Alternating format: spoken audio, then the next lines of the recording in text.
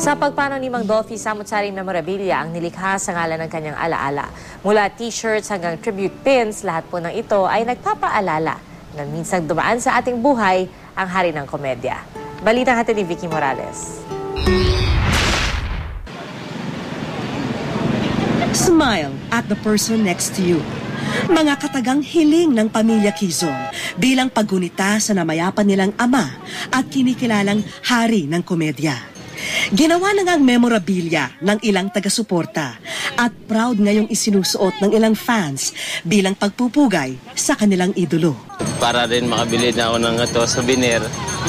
Si idolo ko rin kasi yan si Tito Dolphy. Gusto kong makabili kahit na anong maaala-ala ko si Dolphy. Para meron ako souvenir man lang kahit na katunayan nagpunta ako dito. Gusto ko talaga siya makita.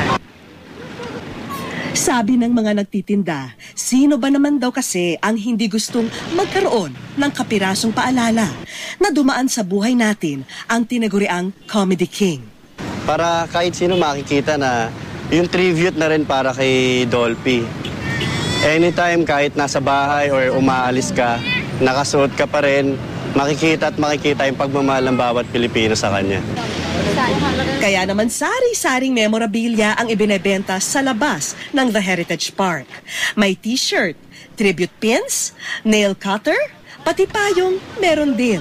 T-shirt, payong, paypay, yun.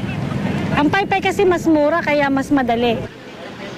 Pero kung ang fans may uuwing alaala ng idolo, meron din siyempre silang pabaon kay Mang Dolphy sa kanyang paglisan. Vicky Morales, GMA News.